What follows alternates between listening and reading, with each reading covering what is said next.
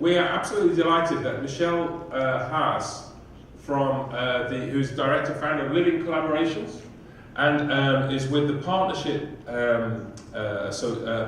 Brokers Association. All of you, I think about 90 of you, have signed up for a session with Michelle during the rest of today and tomorrow. And the Partnership Brokers Association do some fantastic work, and you'll be getting an insight into some of that stuff as a group this morning, and then you'll be working with Michelle at different times during the day. And there are also sitting within the room a number of panelists these are beautiful chairs at the front, look at these. These are our special chairs for our panelists. So can I invite our panelists for our first session to come forward? And I'll invite Michelle to join us first too. And I'm going to hand over to Michelle, who's going to lead us. You may need your headsets, so keep using your headsets. Welcome, Michelle. Thank you for joining us, and over to you. Great. I'm going to just pause a moment before we invite the panelists up. Okay. Okay? Sure. And just introduce how we're going to... I shouldn't move like that, huh? Sorry, everyone. I'll get used to wearing this. It's not something I do every day. But welcome back for day 3, and thank you, Rod, for an energising start, especially to the theme of collaboration, right? Good to get our minds thinking about the many challenges that it takes to collaborate with people we know, but also with people in organisations that are much less familiar to us. And that is exactly the kind of thing we're going to be exploring between now and morning tea. What we're going to do is kick off by featuring a case study of a multi-stakeholder collaboration or partnership.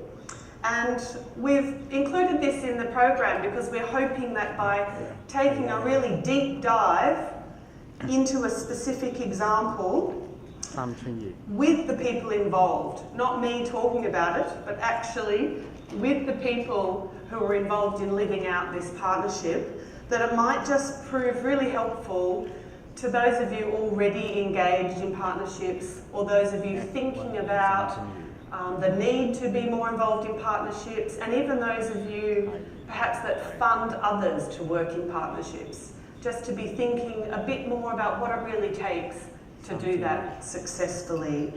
And of course, this theme directly relates to one of the SDGs. Anyone know which number?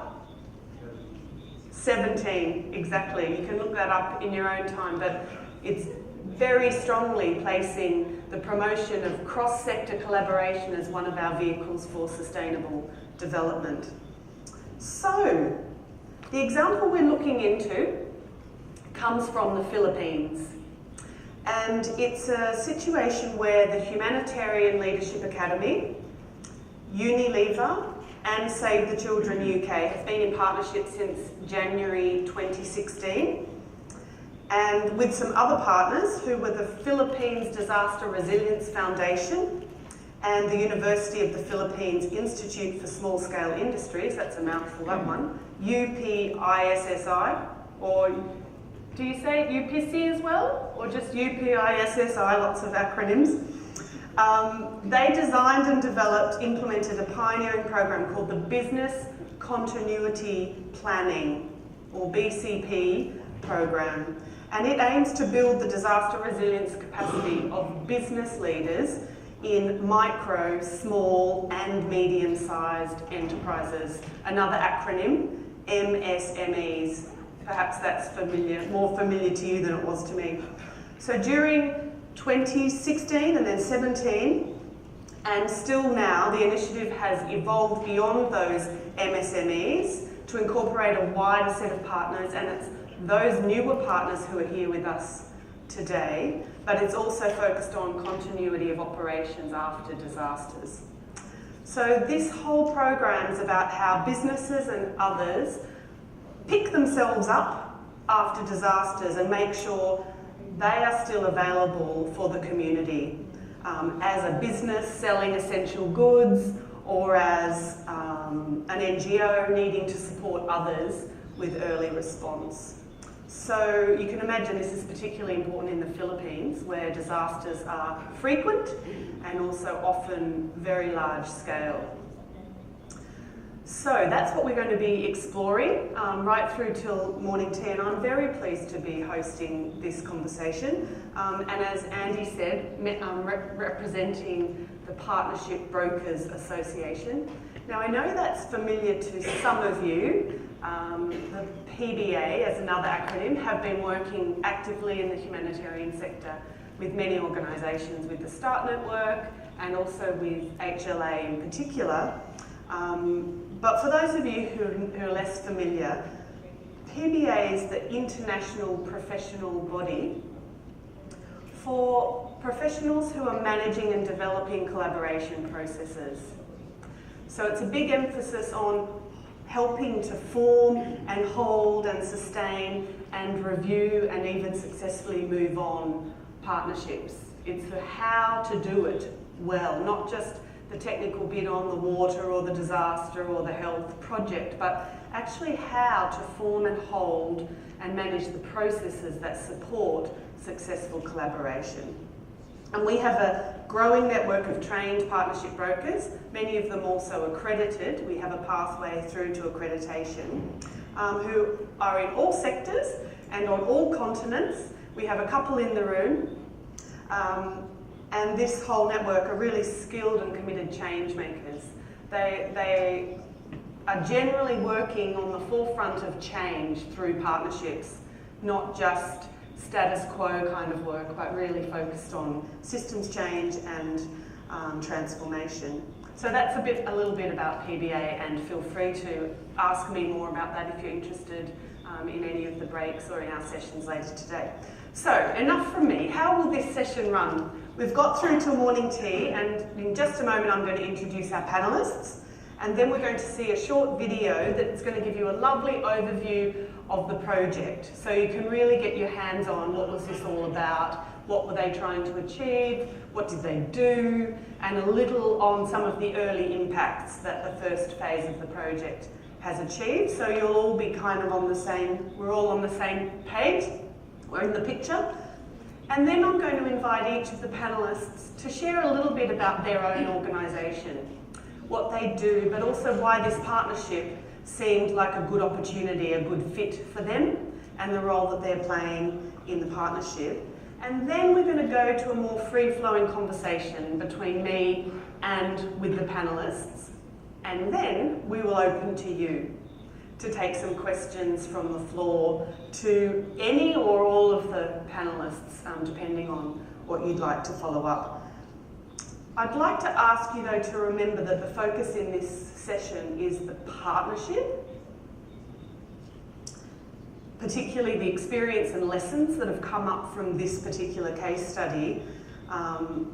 Lessons about being partners, about working in partnerships, some of the collaborations that started to bubble up in your exercise just now.